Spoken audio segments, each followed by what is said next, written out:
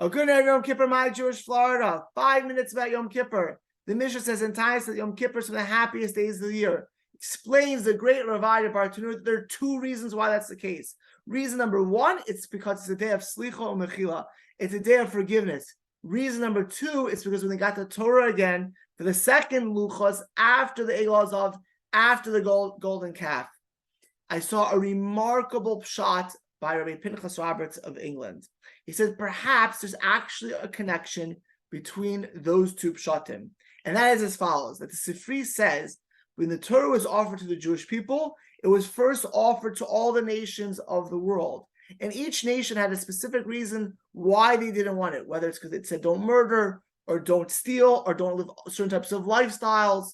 Only Klal Yisrael accepted the Torah. And you know why? Because they said to themselves, if we can't do it today, we'll change to do it. That we could change. And says Rabbi Roberts, the essence of Slicha Mechila, the efforts of Yom Kippur, is that idea that we could change, something that Klal Yisrael recognized on when they accepted the Torah in the first place, that they can change to keep the Torah.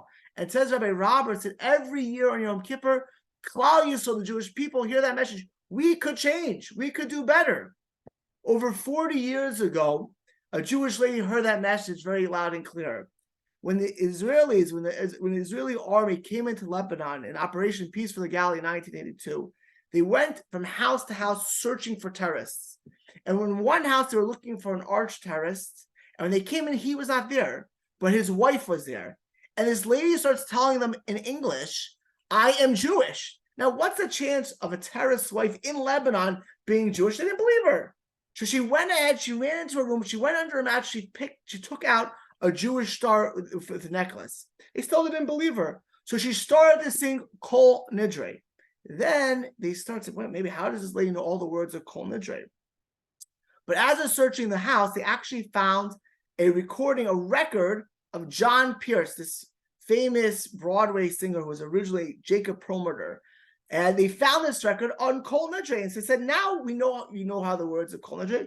You really just learned it so you can carry on your terrorism. She said, no, it's true that I know the words of Kol Nidre from this record, but I'm really Jewish. And she told them the following story. She said she was a girl in college in the 1970s, grew up relatively secular, and she started dating an Arab student in college in America. And she fell in love with him, and she wanted to marry him. And albeit that our family was not particularly religious, they had no desire for their daughter to intermarry and not to marry this Arab student. And they were totally against the concept, and they got to huge fights. And eventually she left her house and married this Arab college student. Over time, he said to her, we have to go back to my homeland, to Lebanon. She had no idea that he was a terrorist at this time. And she, of course, she's loved, so to speak, married, so to speak, to this person. And she's going to go to return to Lebanon with him. Somehow or other, her father heard about her leaving, and he met her at the airport, and he ran over to her crying and said to his daughter, you should come home. And she said to her, you know, we have a Jewish holiday called Yom Kippur, and it tells us that you can change and you can come home.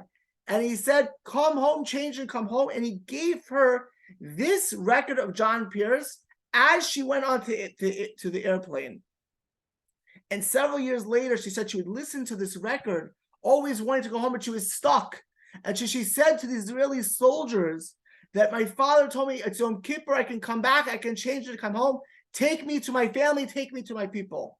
And they actually at that point believed her. They brought her back to Israel, and she was eventually reunited with her family and with the Klal Yisrael Jewish people. She heard the message of Yom Kippur. And this Yom Kippur, we need to hear that message as well. It's not about just, copying al chait and fasting. We should remember that the message of Yom Kippur is that it's the happiest day because it's the day where it teaches we could change.